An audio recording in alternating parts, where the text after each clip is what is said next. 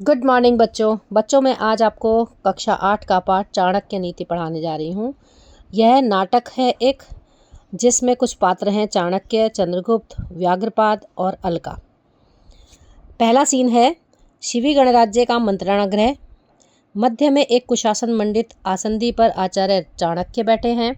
उनके सामने गंभीर मुद्रा में शिवी गणराज्य के प्रमुख व्याघ्रपाद, वहाँ के महामंडलपाल कुमार चंद्रगुप्त, मालव कुमारी अलका और कुमार सिंहरण बैठे हैं। सबकी मुद्रा गंभीर है। चाणक्य दीर्घ निश्वास के साथ सिंहरण से, तो तुम अपनी आंखों से सिकंदर और पुरु का युद्ध देखा? सिंहरण, हाँ आचार्य, आपके आदेश से मैं आदि से अंत तक इस युद्ध के पुरु के सैनिकों के बीच उपस्थित रहा। उनके साथ कंधे से कंधा मिलाकर मैंने यवन सैनिकों से चाणक्य पुरु की पराजय को किस प्रकार युद्ध किया देखते हैं। चाणक्य, पुरु की पराजय इस आर्य राष्ट्र का महा दुर्भाग्य है। इसकी आशंका मुझे पहले ही थी, किंतु पुरु ने मेरे परामर्श पर ध्यान नहीं दिया। चंद्रगुप्त, गुरुदेव, आपने तो उसके सामने यह प्रस्ताव रखा था कि वह आर्य राष्ट्र की सम्मिलित वाहिनी का नेतृत्व करे और आपकी प्रेरणा से पंचरथ के अनेक जनपद सिकंदर के विरुद्ध गुरु के अभिमान में संपूर्ण सहयोग देने के लिए कृत संकल्प थे, परंतु अभिमानी पुरु ने आपके प्रस्ताव का उपहास किया और अकेले ही सिकंदर को पराजित करने का स्वप्न देखता रहा। चाणक्य, चंद्रगुप्त, इसे सदैव स्मरण रखो कि स्वार्थी और अभिमानी शासक एवं राजनीतिज्ञ देश के सबसे बड़े आंतरिक शत्रु होते हैं। उन्हीं के अविवेक से राष्ट्रों पर बड़ी बड़ी विपत्तियां आती हैं। आंबी के स्वार्थ ने देश का द्वार सिकंदर के लिए खोल दिया और पुरु के दंभ ने पराजय का अविस्मरणीय कलंक इतिहास में अंकित कर दिया। सिंहरण, आचार्य, पुरु का पराक्रम और शौर्य असाधारण था। भारतीय सैनिकों की वीरता देखकर सिकंदर स्वयं स्तब्ध और मुग्ध था। आरंभ में वह विजय की आशा छोड़ बैठा था, किंतु दैव की पुरु के प्रतिकूल हो गया। चंद्रगुप्त, दैव किस भांति पुरु के प्रतिरूप हो गया? सिंहरण, अंतिम निर्णायक युद्ध होने के पूर्व कई बार सिकंदर की सेना ने वितस्ता पार कर इस पार आने का प्रयत्न किया। एक बार उसके असंख्य सैनिकों ने नौकाओं पर सरिता पार कर पुरु के स्कंधावार पर आक्रमण करना चाहा, पर भारतीय धनुर्धरों ने उनके सिरों को काट काट कर कंदुकों की तरह आकाश में उछाल दिया और उन्हें जल समाधि लेने को विवश कर दिया। वितस्ता के पुल पर से भी उन्होंने इस पार आने का प्रयत्न किया, पर इससे भी उन्हें सफलता नहीं मिली। व्याघ्रपाद, फिर सिकंदर की सेना को वितस्ता पार कर पुरु की सीमा पर प्रवेश होने का अवसर कैसे मिला? सिंहरण, पुरु और सिकंदर के स्कंधावार वितस्ता के आर पार बिल्कुल आमने सामने ही थे। पुरु को पता नहीं चल सका। सिकंदर ने ऊपर की ओर कुछ दूर हटकर एक अंधेरी रात्रि में अपनी विशाल वाहिनी वितस्ता के उस पार उतार दी। आंबी के द्वारा उसे ऐसे स्थान पर संस्थान मिल गया था जहां धारा के बीच एक द्वीप था और बिना नौकाओं के नदी पार करना सेना के लिए सुगम था।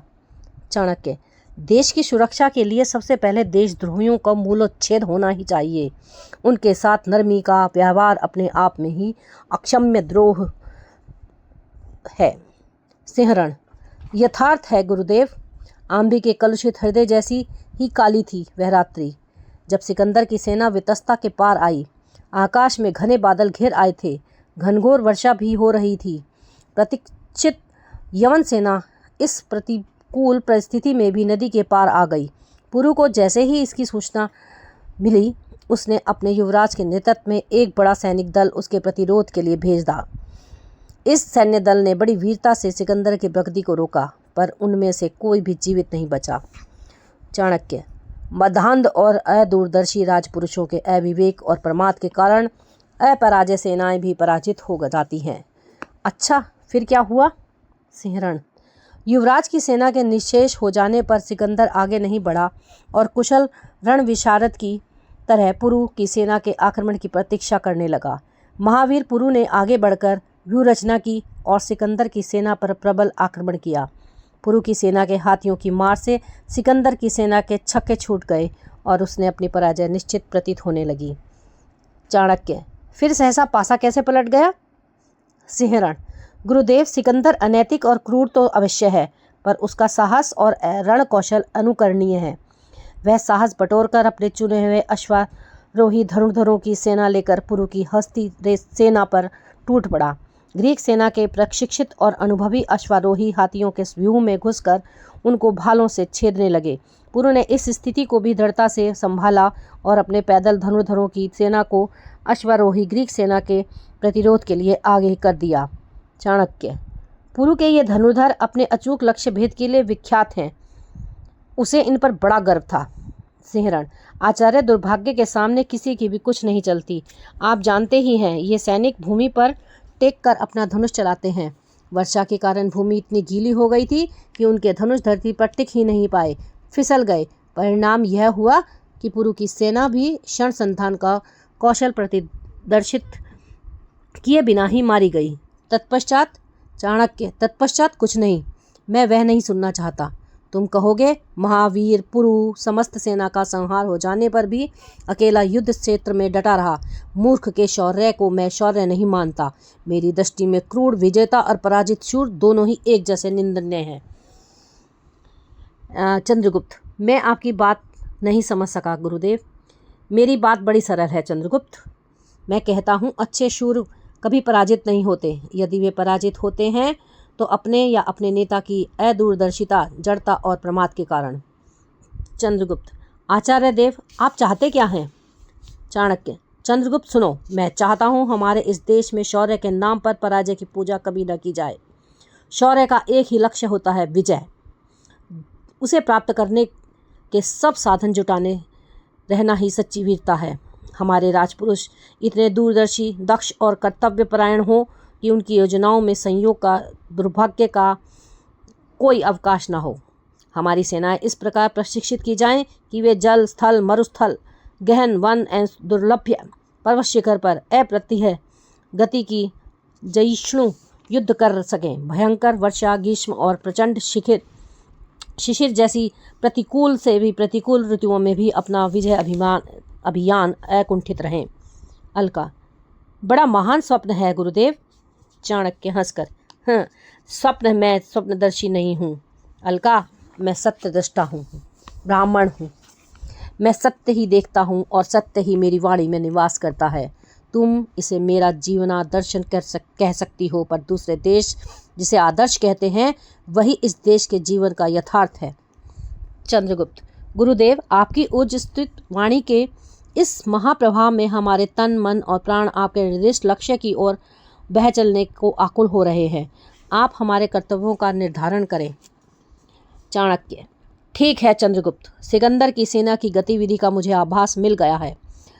वह अब धीरे धीरे अश्विनी की ओर बढ़ रहा है। वह इस मार्ग में पड़ने वाले गलेचियान, कठ और अम्भट्ट गणराज्यों को ध्वस्त और त्रस्त करता हुआ आगे बढ़ेगा। सिकंदर की सेना को पराजित करने के लिए इन तीनों गणराज्यों की सम्मिलित शक्ति पर्याप्त है, पर अब इतना समय नहीं है कि वे सम्मिलित मोर्चे का निर्माण कर सकें। दूसरे, पुरु की सेना पथ प्रदर्शक बनकर अब ग्रीकों के आगे आगे चल रही है। अतएव इन छोटे छोटे गणराज्यों का टिकाना तो कठिन ही है। अलका, फिर क्या किया जाए गुरुदेव? चाणक्य, अलका, तुम और सिंहरण अपनी टोली के साथ इन गणराज्यों में फैल जाओ और साधु, कवि, नर्तक, नट, पुराणवाचक, कथाकार, उपदेष्टा आदि के रूप में जनता के मनोबल को ऐसा दृढ़ बनाओ कि विषम से विषम परिस्थिति में भी अटल अचल रहें। तुम अपने दल में विश्वसनीय और कुशल व्यक्तित्वों की वृद्धि करते रहो। जो आज्ञा गुरुदेव। चंद्रगुप्त, मुझे क्या करना है आचार्य?